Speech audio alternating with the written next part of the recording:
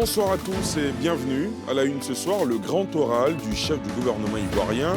Économie, sociale, santé, sécurité et politique, aucun pan de la vie de la nation n'a été occulté par le Premier ministre. Patrick Achi s'est notamment prononcé sur le bras de fer entre producteurs et industriels du cacao. Nous l'entendrons en début de journal. Les institutions de la République s'ouvrent au grand public. Ce matin ont démarré les journées portes ouvertes des institutions de la République, présidées par le vice-président. Durant 48 heures, les citoyens sont invités à découvrir les 13 organisations qui consacrent la République.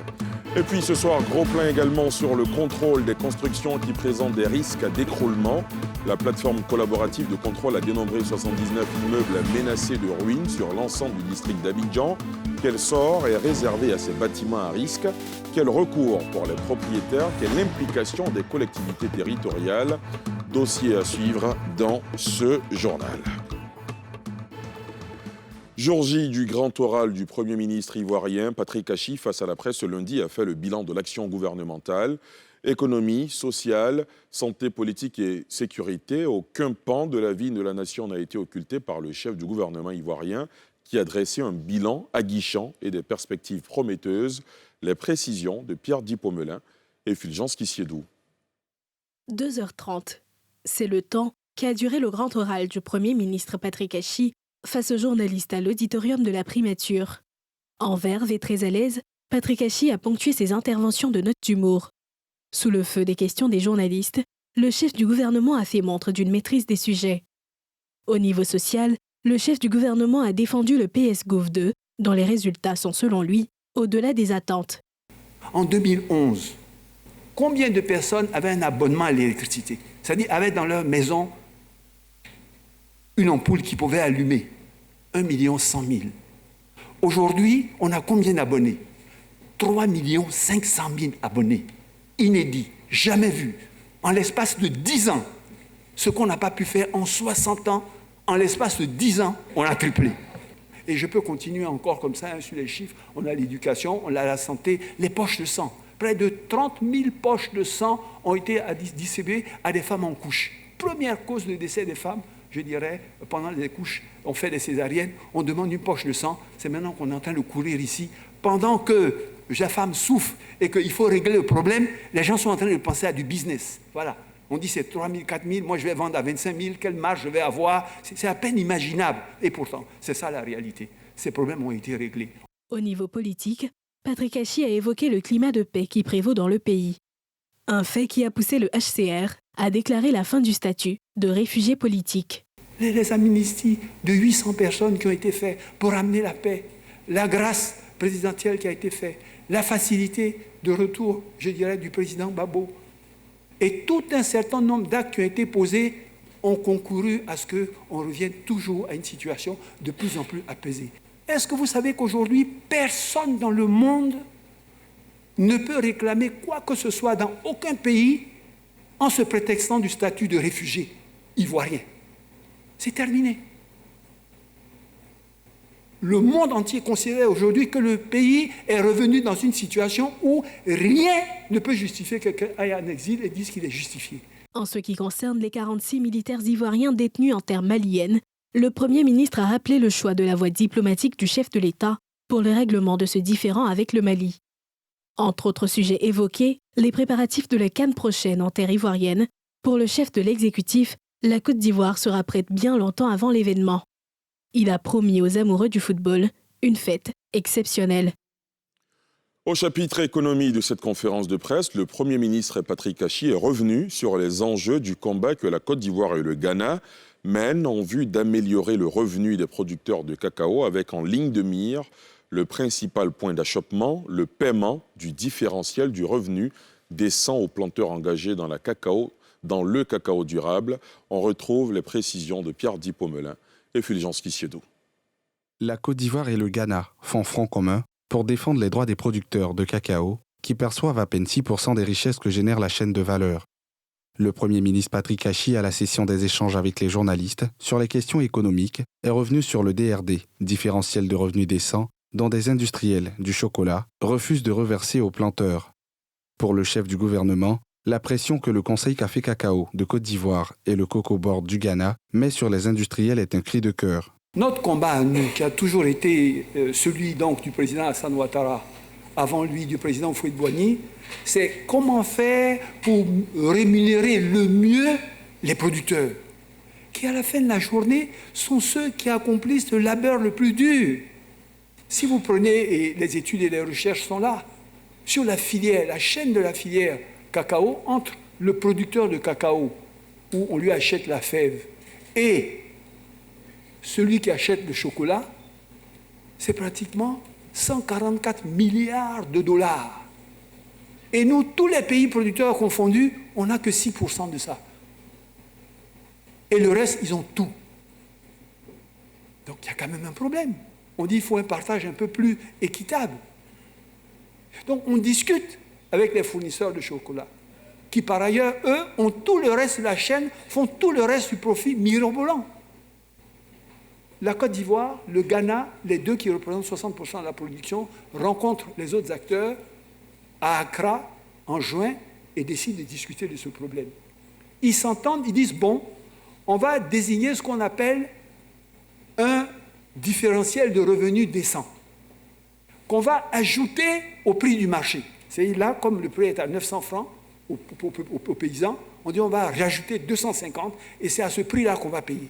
On arrive, les gens ne veulent pas payer à ce prix. On a un problème. On leur dit, mais écoutez, là on a un problème. On s'est entendu, on ne demande pas les 5 000, on demande 250 francs. Naturellement, ça a des tensions par-ci et par-là, depuis quelques jours, je pense que le problème va se régler. Donc, ce n'est pas un coup de gueule, c'est un cri de cœur que la filière cacao du Ghana et de la Côte d'Ivoire, je dirais, font. Patrick Hachi a toutefois reconnu que l'ultime solution reste la transformation sur place des fèves de cacao et des autres matières premières. Comme la primature qui a ouvert ses portes ce matin à la presse, les institutions de la République ont ouvert leurs portes au grand public. Ce matin ont démarré les journées portes ouvertes des institutions de la République présidées par le vice-président de la République. Durant 48 heures, les citoyens sont invités à découvrir les 13 organisations qui consacrent notre République. Salif Yalekoué, Tanguy Kona. Ils étaient nombreux ce lundi au Sofitel Hôtel Ivoire. Objectif, découvrir les institutions de la République à l'occasion de la 2e édition des Journées portes ouvertes des institutions de la République. À l'ouverture des travaux, le vice-président de la République et le ministre auprès du président de la République, chargé des relations avec des institutions de la République, situent les enjeux de l'événement. Ces journées portes ouvertes, elles prolongent efficacement les actions de valorisation, de vulgarisation et d'appropriation des instances constitutives de notre pays. Toutes nos institutions, les plus anciennes aux plus récentes, sont engagées résolument dans les canaux numériques des nouvelles technologies de l'information et de la communication qui leur ont permis tout au long de la période triennale écoulée de garder constamment ouvertes leurs portes.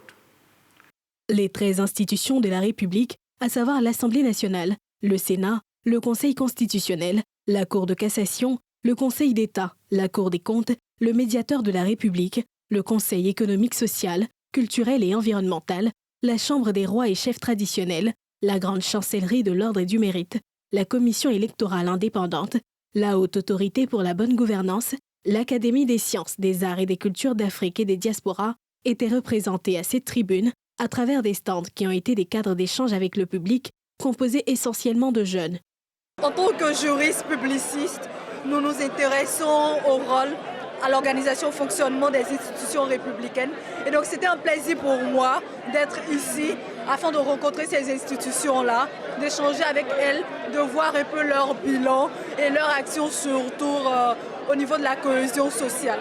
Nous sommes là pour apprendre encore plus sur toutes ces institutions, leur rôle et leurs fonctions exactes et quelle est leur contribution pour ce pays. 5 panels portant entre autres sur les décisions de justice, la bonne gouvernance, la valorisation de la culture, la loi vont meubler ce rendez-vous des institutions ivoiriennes. Depuis 72 heures, les agents de la CEI, la Commission électorale indépendante, sont déployés sur l'ensemble du territoire dans le cadre de la révision de la liste électorale. À Fakobli, dans l'ouest de la Côte d'Ivoire, l'une de nos équipes de reportage a noté une timide affluence au premier jour de l'opération. Pierre Dipomelin. À Fakobli, dans le Guémont, comme dans toutes les contrées de la Côte d'Ivoire, l'heure est à la révision de la liste électorale. Dans les villages environnants, Tiedro-Koela, Telson, Douimbli et Zouata, c'est la même timide affluence. Jean est un enseignant nouvellement affecté à Fakobli, une localité qui n'est pas son lieu de vote. Il vient au centre d'enrôlement pour pouvoir figurer sur la liste électorale. Ce matin, je suis venu pour voir si je figure sur la liste pour pouvoir me faire enrôler. Mais l'agent a été aimable avec moi. Elle m'a dit ce que je devais faire, les papiers à fournir pour pouvoir être sur la liste électorale. Les agents de la CEI n'ont pour l'instant pas grand-chose à faire. Jusqu'à aujourd'hui, il n'y a pas assez d'engouement. C'est le constat que nous avons fait. Peut-être que les gens se disent l'opération prendra fin jusqu'au 10 décembre. Voilà, ils se disent qu'ils ont encore le temps pour venir. C'est ce que je pense. Depuis samedi jusqu'à dimanche, les gens ne venaient pas parce que la plupart de ceux qui sont ici sont déjà fait enrôler. Donc les nouveaux majeurs, c'est maintenant qu'ils ont commencé à avoir les papiers. Donc aujourd'hui, ils ont commencé à venir. À partir d'hier à aujourd'hui, ça va, l'ambiance est bonne par rapport au village, ça va. Ceux qui veulent changer de lieu de vote, on leur demande de venir avec leur carte d'électeur, plus le certificat de résidence, comme ça a été demandé. Malgré la faible affluence des premiers jours, nous constatons une altercation entre un homme qui se présente comme le président des jeunes du village et un pétitionnaire qui l'empêche d'accéder au centre parce qu'il ne serait pas du village. Tu as traversé la savane là, c'est que je t'attends. Je t'attends. C'est ce que vous faites là. L'élection ne va pas arriver en fait faire palabre. Faut traverser, laissez-moi y faire à toi.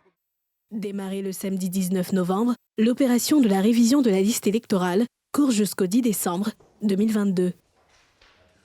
De retour à Abidjan, on s'intéresse à cette initiative qui vise le contrôle des constructions qui présentent des risques d'écroulement. La plateforme collaborative de contrôle a dénombré 79 immeubles menacés de ruines sur l'ensemble du district d'Abidjan. Quel sort est réservé à ces bâtiments à risque? Quel recours pour les propriétaires? Quelle implication des collectivités territoriales? Toutes ces réponses se trouvent dans ce sujet de Nadia Edja, Mathurin Badé et Eric Kimo. Dokui-Djomi, commune de Cocody. Cet immeuble inachevé et sans permis de construire est pourtant occupé.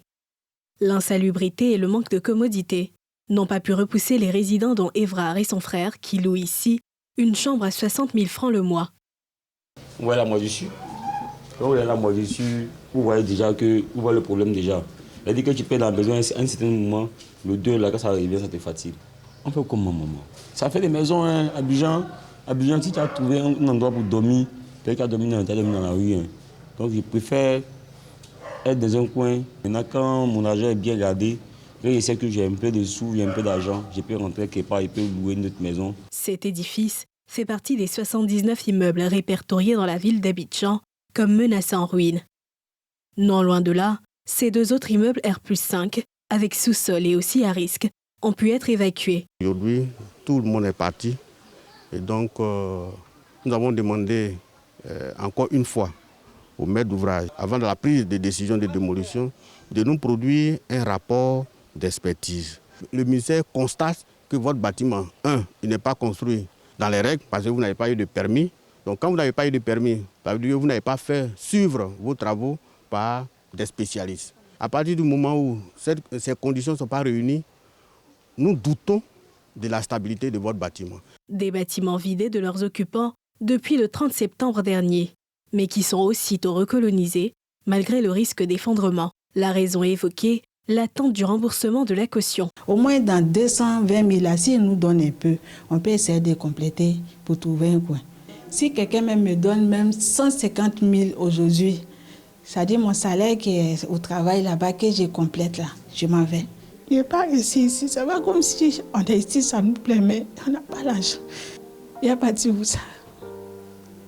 Donc c'est à lui d'essayer de voir pour qu'il n'a qu'à nous donner notre argent. la catégorie des gens qui habitent ces maisons-là, c'est des gens à revenus très faibles, pour la plupart. Donc, ils n'ont pas les grands moyens pour se payer des cautions du jour au lendemain.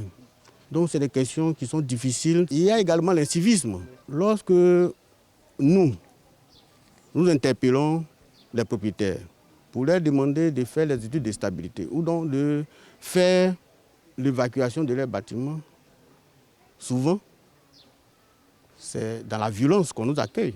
À ces défis s'ajoute l'inaction des collectivités territoriales, normalement chargées des évacuations, conformément au Code de la construction. En la matière, la mairie de Treichville est citée comme un exemple. Nous avons répertorié dans l'ensemble 18 immeubles menaçant ruine. Nous avons saisi l'ONPC. Ensemble, nous avons fait une visite de reconnaissance encore sur les sites. Nous avons croisé les propriétaires. L'ONPC a établi un rapport. Et c'est à la suite de ce rapport, le maire a demandé à croiser tous les propriétaires dans le but de les sensibiliser encore et leur donner l'information pour amener les locataires à sortir des bâtiments. Un bâtiment est jugé comme menaçant ruine en raison des vices de construction, des défauts d'entretien et de la vétusté de l'immeuble. Une fois interpellé, le propriétaire dispose de 30 jours pour produire un rapport d'expertise attestant de la stabilité de son bâtiment. À défaut, il expose son ouvrage à la démolition. De 2021 à 2022, 5 immeubles, dont un en exploitation, se sont effondrés. Bilan de cette tragédie, 19 victimes, dont 6 décès. 17 grands fleuves et 160 lacs irriguent le continent africain. Malgré ce potentiel, 330 millions d'Africains, soit 40% de la population, n'ont pas accès à l'eau potable. Comment relever ce défi et traiter d'autres équations, dont celle en lien avec l'assainissement? Ces questions sont au centre des assises de la 90e session du Conseil scientifique et technique qui se tiennent depuis ce lundi à Abidjan, en présence de Thiemé Dandjé et Karine Kassi. L'accès à l'eau, source de vie, un parcours du combattant pour de nombreux ménages en Afrique. Une problématique au cœur des assises d'Abidjan, des experts en hydraulique issus de 17 pays du continent. Sur leur table, pendant 72 heures de concertation, des dossiers portant sur les voies et moyens pour relever ce défi et traiter d'autres équations, dont le lien eau et assainissement. Pour nous, c'est extrêmement important de savoir ce que les experts, les spécialistes, ceux qui sont sur le terrain, pensent des défis que nous avons à relever en matière d'eau et d'assainissement. Les questions d'eau sont essentielles chez nous. La Côte d'Ivoire a fait de gros efforts pour donner accès à l'eau potable et aux services d'assainissement à ces populations. Pour 2023, la Côte d'Ivoire va consacrer 350 milliards de francs CFA aux questions d'eau, d'assainissement et de salubrité. Experts du pays hôte et leurs pairs sont tous conscients des enjeux et attentes de cette 90e session du Conseil scientifique et technique en terre ivoirienne. Vous avez l'orpaillage qui est un vrai sujet, vous avez l'évolution du climat, la pluviométrie qui peut impacter négativement l'accès à l'eau. Donc il faut trouver des solutions scientifiques et les experts africains se mobilisent pour trouver des solutions aux problèmes spécifiques de l'Afrique avec l'intérêt également d'experts internationaux. C'est un lieu du donner et du recevoir. Le Cameroun vient apprendre auprès des autres, mais aussi partager si besoin est. Je suis confiant. Déjà, le ministre ivoirien a démontré qu'il y a un leadership politique qui va se dérouler et je crois que la coopération entre les États africains sud-sud commence à prendre corps et nous y croyons. Les résolutions de cette session attendues des différentes parties prenantes vont permettre à la Côte d'Ivoire de mieux préparer une autre rencontre du 19 au 23 février prochain, le 21e Congrès international de l'Association africaine de l'eau, autre cadre de haut niveau pour satisfaire le besoin d'accès à l'eau potable de 330 millions d'Africains. Un mot de sport football en bref et en images. La première équipe africaine à entrer en scène dans ce mondial 2022 au Qatar, qui a débuté hier dimanche. Le Sénégal, champion d'Afrique, sans son attaquant Sadio Mané, absent de la compétition pour cause de blessure, s'est incliné ce soir face aux Pays-Bas sur le score de 2-0. 2 buts inscrits en toute fin de match à la 84e minute et dans les arrêts de jeu à la 99e minute. Notons que les Lions de la Teranga évoluent dans le groupe A avec le pays organisateur, le Qatar et l'Équateur. Hier, en ouverture de la compétition, le pays hôte s'était incliné, souvenez-vous, face aux Sud-Américains sur la marque de 2-0. Le journal du mondial à suivre à 22h en direct sur NCI. Et ce soir, tout à l'heure après ce journal, un nouveau numéro de Focus Faits divers. Ce soir, à la recherche d'un mieux-être loin de son pays, Rose, une jeune Nigériane, se retrouve piégée par un réseau de trafiquants d'êtres humains en Côte d'Ivoire, contrainte à l'esclavage sexuel. Elle se retrouve enceinte d'un bourreau à 17 ans. Comment s'est-elle retrouvée entre les griffes de ces trafiquants? Réponse tout de suite à 20h15 dans Focus Faits divers. Voilà qui met un terme à ce journal préparé par l'ensemble de la rédaction. Merci de l'avoir suivi. Rendez-vous demain exceptionnellement à 21h dans NCI News. Excellente suite de programme sur la nouvelle chaîne ivoirienne.